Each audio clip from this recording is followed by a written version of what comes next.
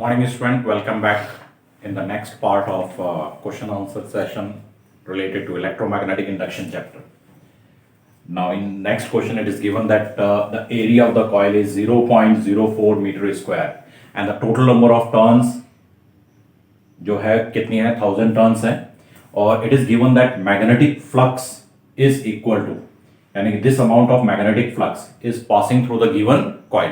अब अगर फ्लक्स की यूनिट को आप देखें तो यहां लिखा हुआ है 5 into 10⁻⁻⁵ weber per metre square and weber per metre square it is not the unit of magnetic flux, it is the unit of flux density जिसको हम मैग्नेटिक फील्ड इंटेंसिटी भी बोलते हैं. एक तरह से हम बोल सकते हैं कि ये जो वैल्यू है यानी कि उसकी यूनिट को देखकर भी हम बता सकते हैं कि ये किसकी value given, it is the strength of magnetic field intensity और flux density. Okay, and this flux is passing perpendicular to the, यानी ये जो फ्लक्स है उस कॉइल के परपेंडिकुलर पास हो रहा है.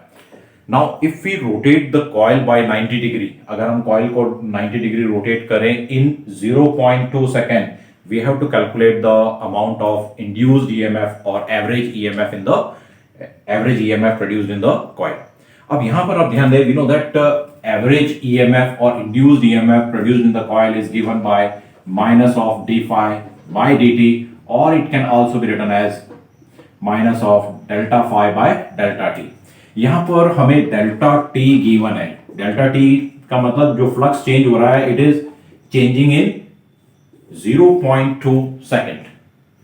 हमारा पर्पस क्या है? To find the change in flux. अगर हम चेंज इन फ्लक्स कैलकुलेट कर लेते हैं तो सबसे पहले देखें कि इनिशियल जो फ्लक्स है, initially the field lines are passing normally to the coil. Okay, तो in that case the flux through each turn of the coil is equal to BA, and as there are n number of turns so we can write it as NBA.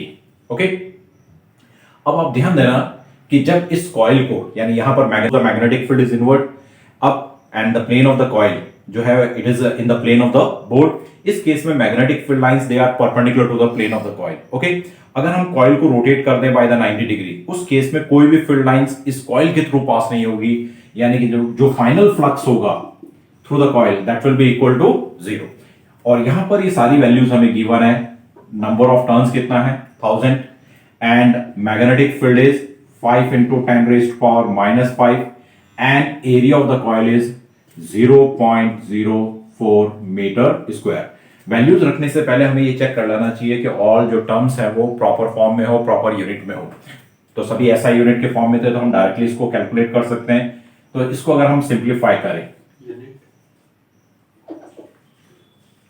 इसको अगर हम simplify करें तो हम लिख सकते हैं, जैसे पॉइंट हटाएंगे नीचे 100 आएगा, ये 2 0 कैंसिल, 5 into 4 is 20 और 20 into 10 is 200 और साथ में यहां पर बच रहा है 10⁻⁻⁵. इसको फर्दर सिंप्लीफाई कर हम लिख सकते हैं कि flux is equal to 2 into 10⁻⁻³ and the unit of flux is weber and final flux जो है वो कितना है? 0 है. So therefore the change in flux is equal to final flux minus initial flux, and that will be equal to minus of 2 into 10⁻⁻³ Weber. तो ये change in flux है. Change in time हमें पता है, so therefore the induced EMF is equal to minus of minus 2 into 10⁻⁻³ divided by time taken which is equal to 0.2. अगर इसको हम simplify करें तो यहां पर नेगेटिव साइन जस्ट चेंज को रिप्रेजेंट कर रहा है, डायरेक्शन को रिप्रेजेंट कर रहा है. वैसे भी माइनस माइनस प्लस हो जाएगा और अगर इसको हम सिंप्लीफाई करें तो ये आ जाएगा 10⁻⁻². अब यहां पर आप ध्यान दें हमने क्या कैलकुलेट किया है? इंड्यूस्ड ईएमएफ और इसकी यूनिट क्या होगी? वोल्ट. तो उस क्वेश्चन में क्या इंफॉर्मेशन गिवन है उसके अकॉर्डिंग हम उस सबसे पहले गिवन इंफॉर्मेशन को सिंबॉलिक फॉर्म में लिख लें, उसके बाद में क्वेश्चन को समझने की कोशिश करें, क्या कॉन्सेप्ट यूज होगा, उसके अकॉर्डिंग हम इस क्वेश्चन को सॉल्व कर सकते हैं. Next question it is given that एक जो एरोप्लेन है it is moving towards eastward with v velocity and that speed is 1000 km/h. Okay, and length of span of the wing, यानी कि इसके जो विंग का जो फैलाव है वो है 70 मीटर. ओके, और जिस हाइट पर वो प्लेन उड़ रहा है उस पर्टिकुलर पॉइंट पर, उस हाइट पर अर्थ की जो मैग्नेटिक फील्ड है वो है 10⁻⁻⁴ Tesla or k bar 10 raised to power minus 4 Tesla is also called 1 Gauss. Okay, it is also equal to 1 Gauss. तो k bar मैग्नेटिक फील्ड अगर गॉस में गिवन है तो 1 gauss is equal to 10 raised to power minus 4 tesla, ये value आपको पता होनी चाहिए. एंड एंगल ऑफ डिप जो प्रीवियस चैप्टर में हमने अर्थ मैग्नेटिज्म में पढ़ा है, angle of dip at that particular point is 30 degree. And we have to find the induced EMF. अब इसको आप समझने की कोशिश करें. मान लेते हैं ये एक प्लेन है, it is moving towards eastward with v velocity 1000 kilometre per our. ये विंग्स इसके दोनों तरफ फैले हुए हैं. अब आप ध्यान देना कि अगर हम अर्थ की मैग्नेटिक फील्ड की बात करें तो अर्थ की मैग्नेटिक फील्ड को हम रिजॉल्व कर सकते हैं along horizontal and along vertical. अगर हॉरिजॉन्टल कंपोनेंट की बात करें तो same magnetic field lines passes through the aeroplane wings, तो उस केस में वो फील्ड लाइंस को कट नहीं करेगा. लेकिन एक कौन सी मैग्नेटिक फील्ड लाइंस को कट करेगा? जब ये प्लेन उड़ रहा है तो it cuts the vertical magnetic field lines. एक तरह से वर्टिकल मैग्नेटिक फील्ड लाइंस को वो कट करेगा, यानी जो फ्लक्स चेंज होगा that flux changes on account of vertical magnetic field. Okay, हमें अगर अर्थ की मैग्नेटिक फील्ड पता है तो we know that the horizontal component of earth magnetic field is equal to b cos of del and vertical component of earth magnetic field is equal to b sin of del. तो हम यहां पर vertical component find out करेंगे क्योंकि ये जो plane है, plane की जो विंग्स है, ये वर्टिकल मैग्नेटिक फील्ड लाइंस को कट कर रहा है, ना कि हॉरिजॉन्टल. तो vertical component of earth magnetic field is equal to b sin of del and where b is equal to 10 raised to power minus 4 tesla and sin of 30, angle of dip at that point is 30 and sin of 30 is equal to half.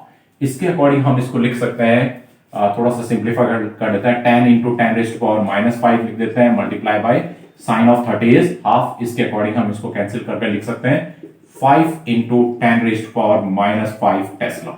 यानी कि उस जगह पर, उस height पर अर्थ की vertical magnetic field कितनी है? 5 into 10 raised to power minus 5 Tesla. Okay, अब क्वेश्चन ये उठता है, आप ध्यान देना, ये मैग्नेटिक फील्ड लाइंस है, ये विंग का, एरोप्लेन विंग का स्पैन है, ये इस uniform vertical magnetic field lines को कट कर रहा है. अगर ये यूनिफॉर्म मैग्नेटिक फील्ड लाइंस को कट कर रहा है तो इसके दोनों एंड्स के अक्रॉस इंड्यूस्ड ईएमएफ जनरेट होगा, और वो जो इंड्यूस्ड ईएमएफ है that will be equal to BLV, where B is the magnetic field intensity जिसको वो कट कर रहा है, L is the length of the conductor. यहां पर लेंथ ऑफ द कंडक्टर हम क्या लेंगे? इस विंग का जो स्पैन है that will be considered as length of the conductor and it is moving with v velocity. सारी वैल्यूज हमें गिवन है, तो A is equal to B, और यहां पर B हम कौन सा लेंगे? Vertical component. तो 5 into 10 raised to power minus 5 and length of span of the wing is 70. Okay, velocity is 1000 kilometre per hour. लेकिन जैसा मैं आपको हर बार बोलता हूं कि वैल्यूज रखने से पहले हमें उसको प्रॉपर फॉर्म में चेंज करना जरूरी है. तो v इज 1000 kilometre which stands for 1000 metre हो गया per hour. Per hour can be expressed as 3600 second. Now it is in the form of meter per second.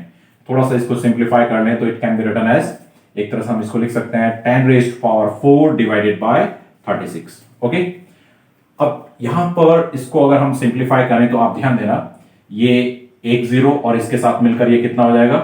10 raised to power 5. 7 into 5 कितना हो जाएगा? 35.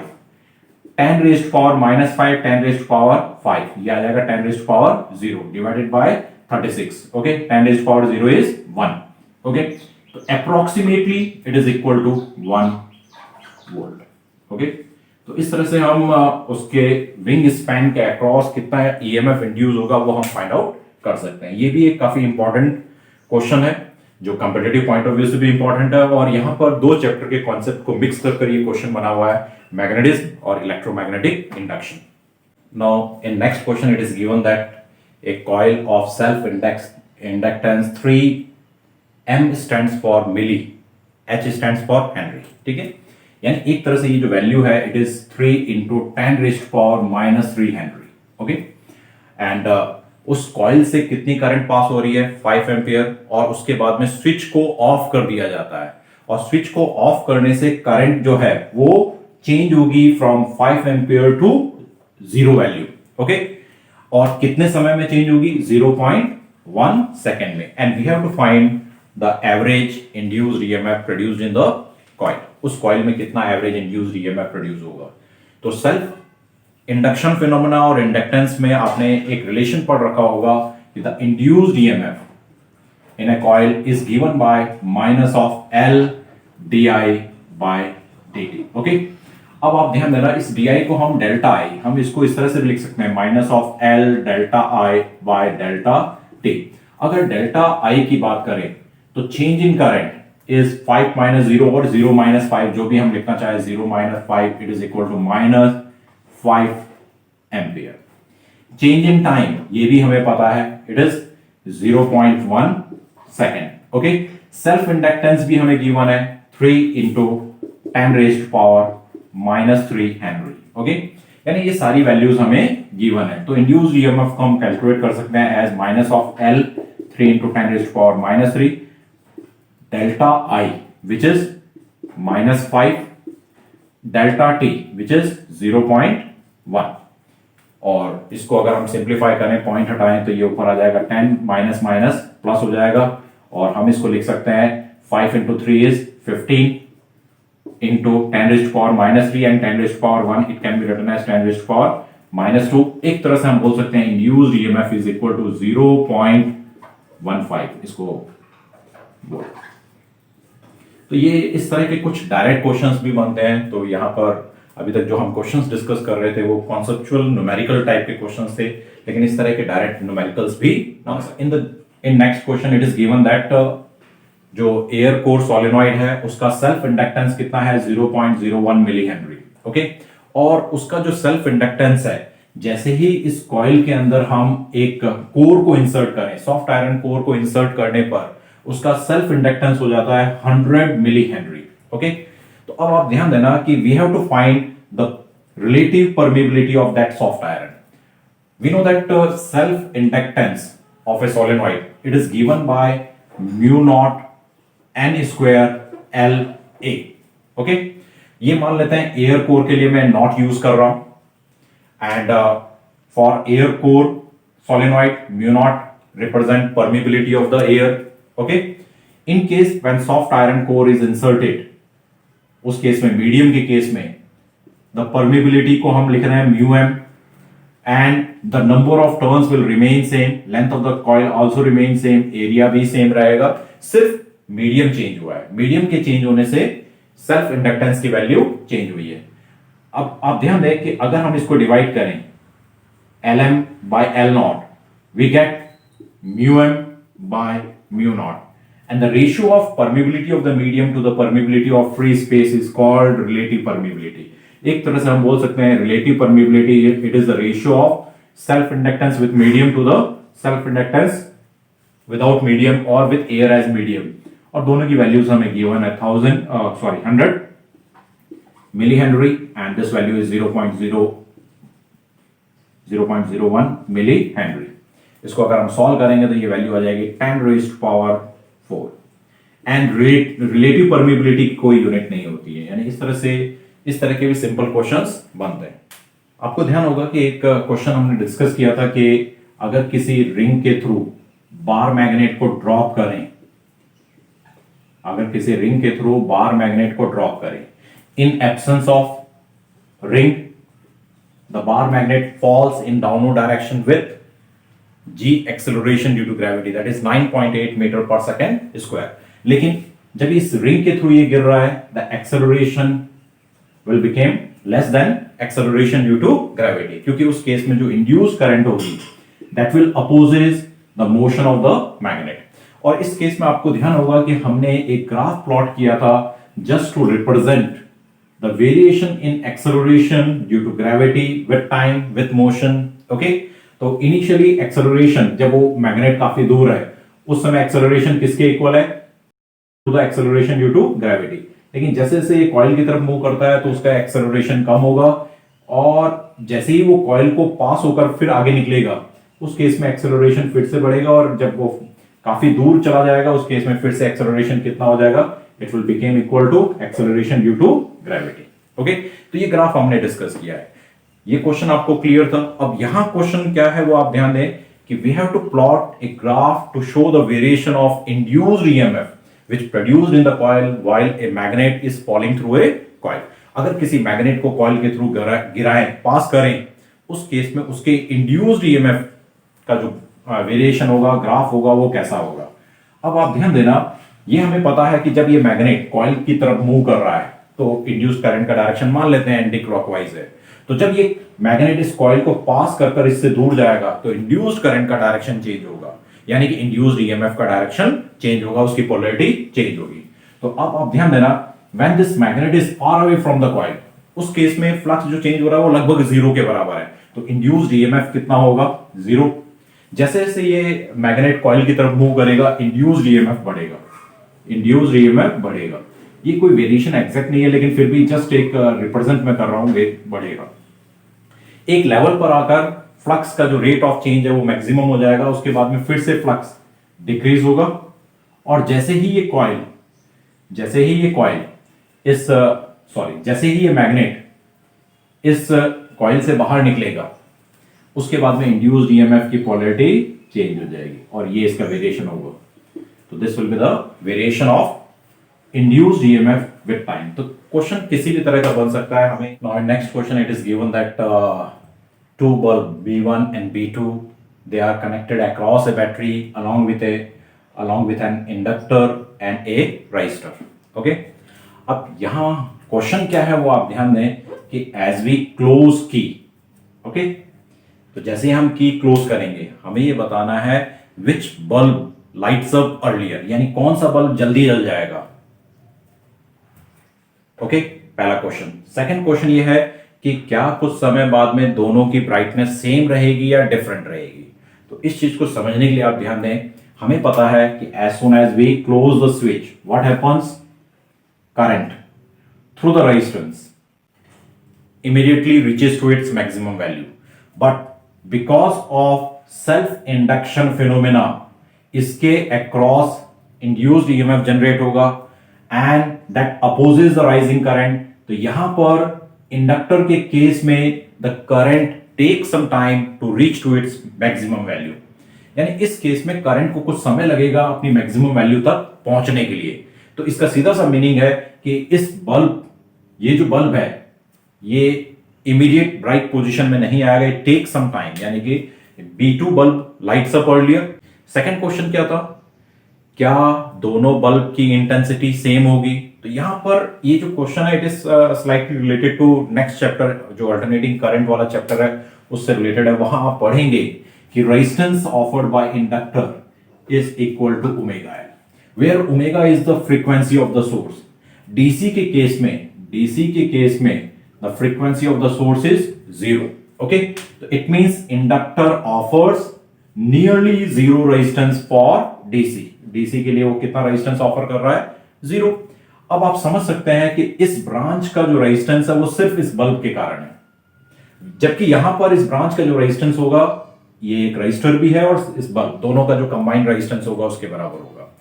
तो हम बोल सकते हैं कि यहां जो करंट है, क्योंकि इस ब्रांच का रेजिस्टेंस ज्यादा है तो करंट की वैल्यू कम होगी as compare to the current in this branch.